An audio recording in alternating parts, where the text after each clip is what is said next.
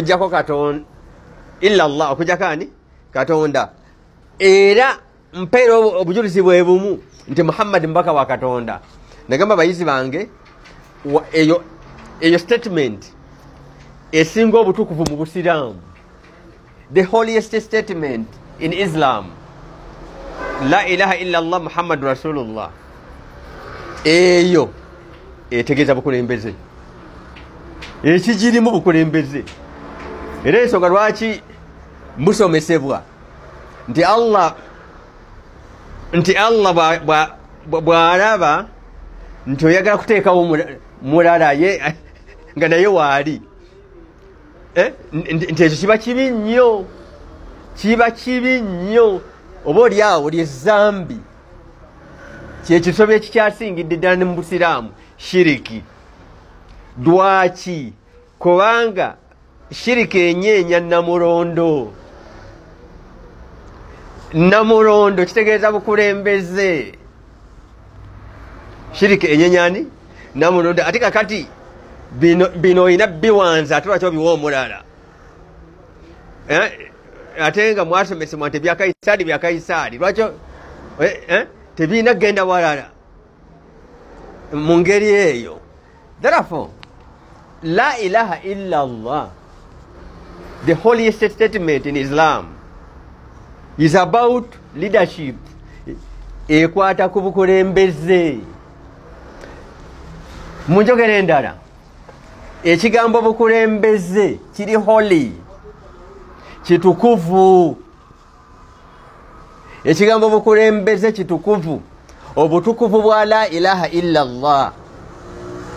Kati boba obadde tonnakimanya nti okudda wali tawanya Abasiraamu n'obaawula olw'okunafuya obukulembeze bwabwe nga toli Musiraamu, oba oyuzaamu ekintu ekiri holy nga holiness yakyo kitukuvu, ng'obutukuvu bwakyo bwenkana la ilaha illa Allah Muhammad Rasulullah,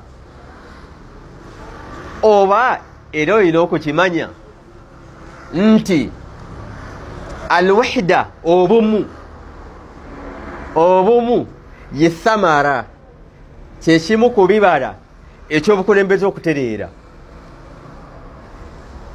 Obumu bw'Obusiraamu ontegeera oba obw'omuntu yenna.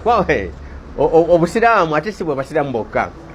Obusiraamu bwe buntu bulamu n'eddembe ly'ensi yonna, kye Busiraamu. Nolwekyo obumu kibala kya bukulembeze kutereera. Obumu buno bwe bayita wahda, obukulu bwabwo bwenkanankana tawhidi. Ekigambo wahda, obumu bw'Obusiraamu, obukulu bwakyo n'okukisobya omusango gw'obozizza gwenkana ogw'omuntu asobezza tawhidi. Tawhidi kitegeeza bumu bwa Katonda. Oli ayinza okugamba nti Katonda okubeera omu, Katonda okubeera oba okwawula Katonda. Okwawula Katonda oba mu theology oba tewasoma bulungi theology ogamba nti okwawula Katonda, wabula obumu bwa Katonda. Oyo nno oli ngavunudde bw'ati ng'omanyi yasoma theology. Bumu bwa Katonda, tawhid. Nolwekyo ekigambo tawhid bw'oba okiwa ekitiibwa ekisembayo, kirina okuba translated, kirina okubeera mu bulamu bwaffe. Tawhid tekisigala eri ku Katonda, kirina okubeera mu bulamu bwaffe nga tulaga okwegatta, kye bayita wahda.